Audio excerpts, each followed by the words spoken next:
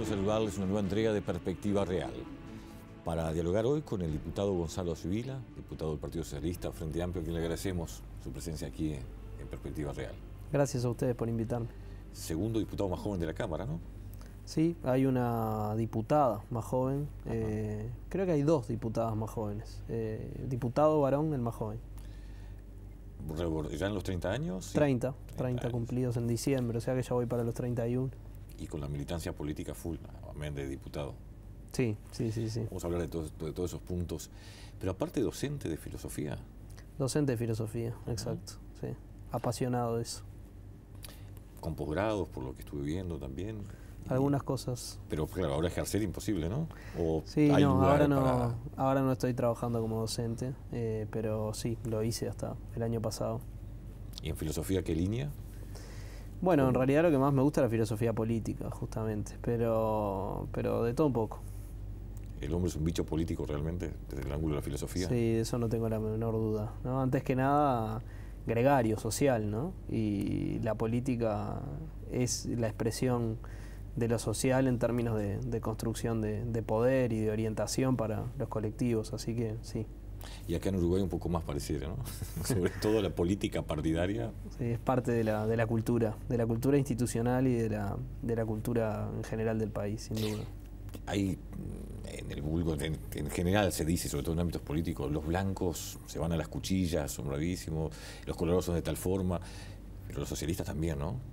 Sí, los socialistas tenemos nuestra idiosincrasia. Sí, somos sobre todo muy discutidores. Un partido con una larga tradición democrática, de mucho debate interno, también de muchos conflictos y muchas crisis internas a lo largo de su historia, pero que en general logra salir con síntesis superadoras de esos conflictos, de esas contradicciones. Pero sí, somos muy discutidores y a veces capaz que lo hacemos en términos muy públicos también.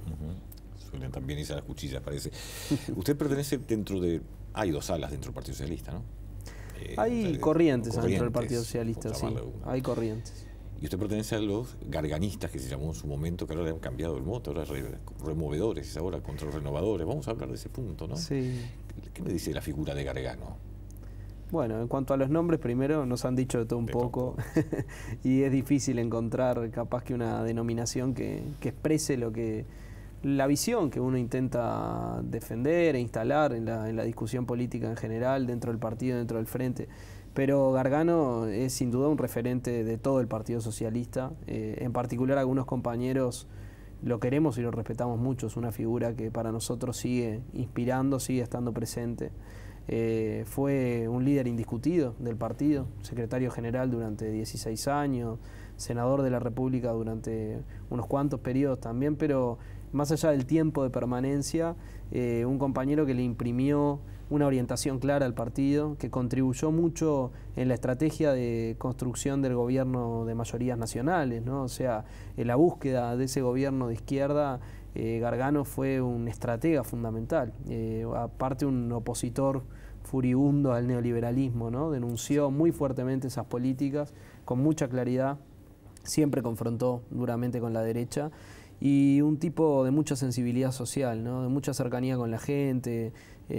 Realmente el Polo sí es un referente, creo que todos recordamos. ¿No? Sí. Duro e íntegro a su vez, ¿no? Duro e íntegro, sí, era duro y a su vez tenía una sensibilidad especial, ¿no? Yo lo veía, por ejemplo, en su relación con los niños. Al Polo se le acercaba un niño y cambiaba la cara, ¿no? Y lo mismo le pasaba con la gente que veía más débil, más vulnerable.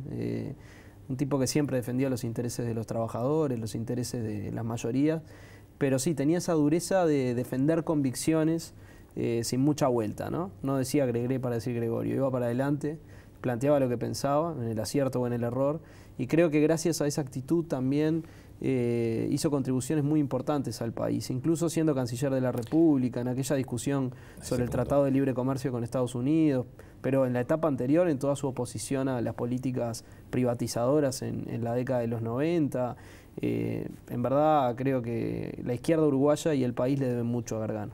Sí, fue como canciller se opuso precisamente a ese punto, ¿no? Incluso por más que Tabaré Vázquez en definitiva lo estaba llevando adelante. Sí. Pero recuerdo que en un viaje con ellos dos, él como canciller, y de todas maneras el trato con Tabaré era de esa hermandad que sentían, de ese cariño, pero sin embargo se mantenía firme en una posición en cuanto a sus puntos. Sí. Él tenía un concepto, yo lo conversé bastante esto con Polo, que por suerte tuve oportunidad de conversar bastante con él. Él tenía un concepto de la construcción política de gobierno que no era el de la obsecuencia o el del seguidismo a un líder, a una persona, por más que la quisiera, que la valorara y que la respetara como dirigente político, pero él tenía la visión, que es la misma visión que sostenemos muchos compañeros, de que si no es con un aporte crítico, las cosas no avanzan. Y aporte crítico no quiere decir tirar piedras de la vereda de enfrente, ni quiere decir que todo está mal, al contrario, significa poner en valor las cosas en las que avanzamos, los logros, tratar de hacer pedagogía política con ellos, pero también discutir y a veces dar posiciones públicas diferentes para abonar un debate que permitiera mejores salidas. Y sin duda en el debate sobre el TLC acertó. Después algunos incluso que defendían esa propuesta lo reconocieron, ¿no?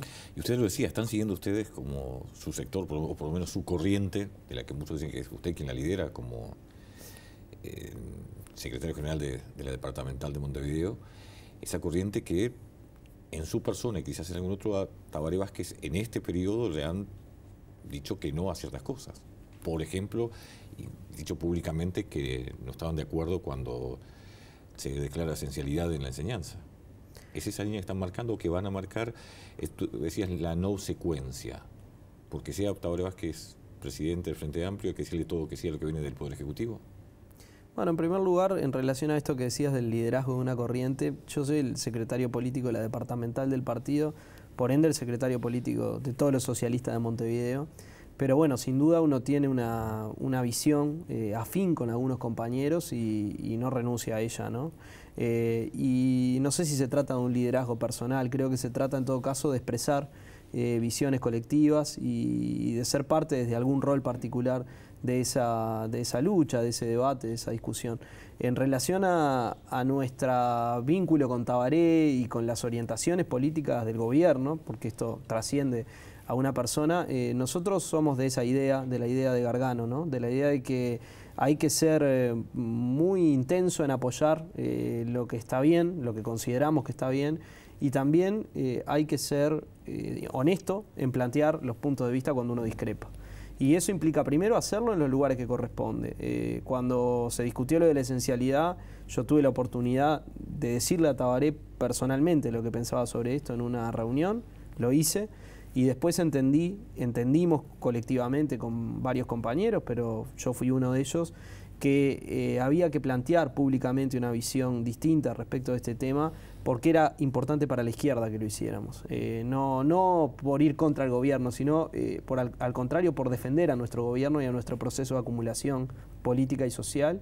Y bueno, planteamos ese matiz como hemos planteado otros, pero no es que la visión nuestra sea una visión negativa respecto al proceso de gobierno, es que en algunas cosas eventualmente tenemos desacuerdo, lo planteamos, lo discutimos donde corresponde y algunos de esos desacuerdos, por la magnitud, por la relevancia que tienen, se expresan de manera pública, no para restar, sino para sumar, porque el Frente crece también en esa diversidad. El problema es cómo procesamos esa diversidad, ¿no? ¿Y suma el hecho de hacerlo públicamente?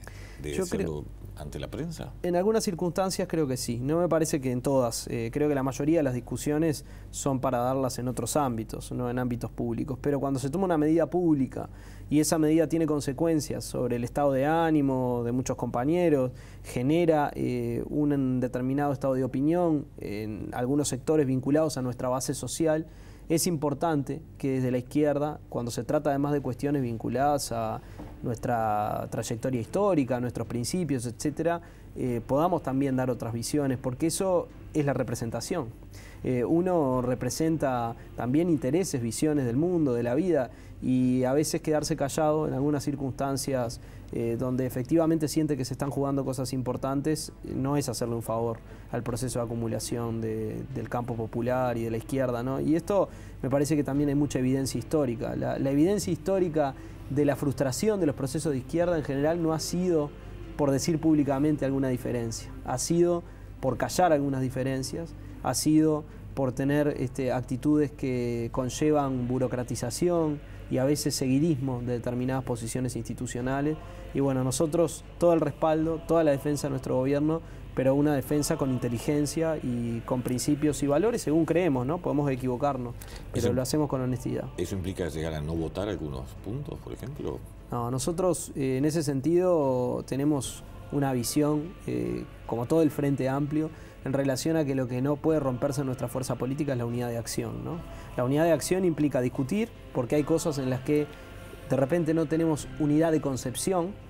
Tenemos que discutir, tenemos que poner las distintas concepciones arriba de la mesa y después hacer síntesis, y si los procesos de discusión se dan adecuadamente, el resultado de esa síntesis es un resultado que nos obliga a todos, porque no podemos poner en riesgo la herramienta que es el Frente Amplio.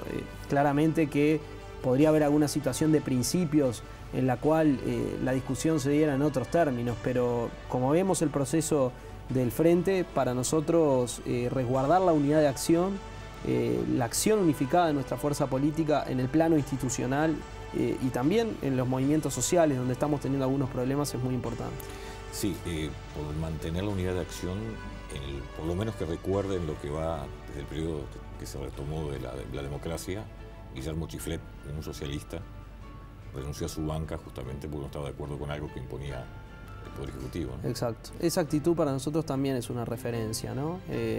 La referencia de un compañero que dio el debate, que planteó sus puntos de vista y que en el momento en que la bancada, el colectivo, porque acá los colectivos están por encima de las personas individuales en el sentido de la orientación política, cuando el colectivo definió que esa actitud no podía expresarse en un voto distinto, el compañero dio un paso al costado y lo hizo con la misma lealtad y con la misma convicción con que defendió una posición en la que creían.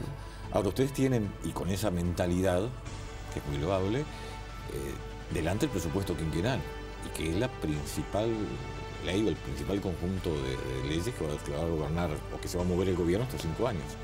Vamos a hablar en el próximo bloque cómo es que van a actuar en torno a eso. Muy bien. Hacemos la primera pausa y ya seguimos conversando con Gonzalo Sibila.